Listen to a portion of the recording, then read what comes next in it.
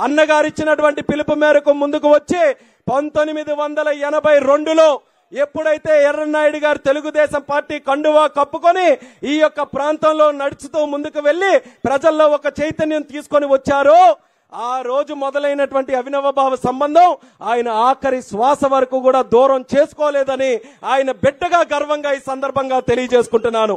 ఆయన తాలూకా రాజకీయ చరిత్రలో గల్లీలో పుట్టినటువంటి నాయకుడిగా ఢిల్లీ వరకు కేంద్ర మంత్రిగా ఎదిగి ఎర్రన్నాయుడు అంటే ఏంటో దేశానికే తెలియజేసే స్థాయికి ఎదిగారనంటే దానికి ఒక పక్కన ఆయన తాలూకా స్వయం కృషి కారణమైతే మరొక పక్కన అన్నగారు పెట్టినటువంటి తెలుగుదేశం పార్టీయే కారణం అనేది కూడా ఈ సందర్భంగా తెలియజేసుకుంటున్నాం.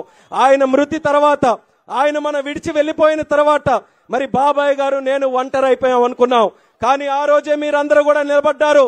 మాకు డబ్బులతో పని లేదు, మాకు పదవులతో పని లేదు, మాకు కుర్చీలతో పని లేదు, మాకు ఎర్రన్నాయుడు గారు చూపించినటువంటి ప్రేమాభిమానం మీరు కొనసాగించండి, మీ అభిమానులుగా మేము మీ అందరికీ కూడా అండదండలు అందిస్తామని ఆ రోజు నుంచి కూడా ఈ రోజు వరకు వస్తున్నటువంటి మీకు ఎంత సేవ చేసినా మీ రుణం తీర్చుకోలేమన్నది కూడా తెలియజేస్తున్నాను.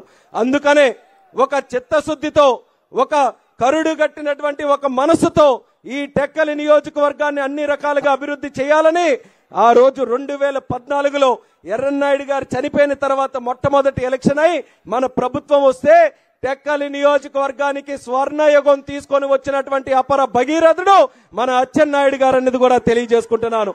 టెక్కలి నియోజకవర్గంలో ఏ గ్రామం వెళ్ళినా, ఏ రోడ్డు మనం చూసినా, ఏ బిల్డింగ్ మనం చూసినా ఆ రోజు అచ్చెన్నాయుడు గారు చేసిన శంకుస్థాపన, అచ్చెన్నాయుడు గారు చేసినటువంటి ప్రారంభోత్సవం తప్ప మరొక నాయకుడు ఎక్కడ ఏ కార్యక్రమం కూడా చేపట్టలేదన్నది ఈ రోజు గర్వంగా మనం తెలియజేసుకోవచ్చు. టెక్కలి నియోజకవర్గంలో ఒక హాస్పిటల్ గాని, ఒక స్టేడియం గాని, ఒక పోలీస్ స్టేషన్ గాని, ఒక తాగునీటి పథకం గాని, లేకపోతే స్కూల్ బిల్డింగులు గాని, రోడ్డులు గాని, లిఫ్ట్ ఇరిగేషన్ స్కీములు గాని, నీరు చెట్టుతో కెనాళ్లు బాగు చేసుకోవడం గాని, లేకపోతే దోమపోటు వస్తే వాళ్ళకి కోట్ల రూపాయలు నిధులు అందించడం గాని, ఇన్సూరెన్స్ గాని, ఇన్పుట్ సబ్సిడీ గాని, పెన్షన్లు గాని, ఇల్లు గాని, ఈ రాష్ట్రంలో ఏ ప్రాంతానికి వెళ్లి వాళ్ళకి ఏ సమస్య వచ్చినా సరే వాళ్ళందరికీ కూడా అభయం ఇచ్చి ధైర్యం ఇచ్చినటువంటి నాయకుడు మన అచ్చెన్నాయుడు గారని మళ్ళీ మళ్ళీ మీ అందరికీ కూడా తెలియజేస్తున్నాను. 5 సంవత్సరాల్లో కుప్పంతో పోటీపడి లోకేష్ అన్న గారు కూడా తెలుసుకోవాలి. ఇది కుప్పంతో పోటీపడి మరి అచ్చెన్నాయుడు గారి టెక్కలి నియోజకవర్గానికి అభివృద్ధి చేసి 2,000 కోట్ల రూపాయలు ఎప్పుడు చరిత్రలో లేని విధంగా టెక్కలి నియోజకవర్గంలో ఖర్చు పెట్టించి మన అందరికీ కూడా బ్రహ్మాండమైనటువంటి కార్యక్రమాలు చేశారు. అంతంత మాత్రాన ఆ రోజు మొట్టమొదటిసారిగా మంత్రి పదవి వస్తేనే 2,000 కోట్లు తెచ్చారనంటే మా టెక్కలి ప్రజలందరూ కూడా చూస్తున్నారు. ఈసారి మళ్ళీ ప్రభుత్వం వచ్చి మంత్రి పదవి వస్తే ఆ లెక్క ఇంకెంత పెంచుకుంటూ మా టెక్కల్ని అభివృద్ధి చేస్తారో అన్నది ప్రతి ఒక్కరి తాలూకు ఆలోచన. అయితే ఈ రోజు లోకేష్ అన్నకి తెలియజేయాలి, నా ఎమ్మెల్యే కూడా అచ్చెన్నాయుడు గారే, నేను కూడా ఓటేసేది అచ్చెన్నాయుడు గారికే.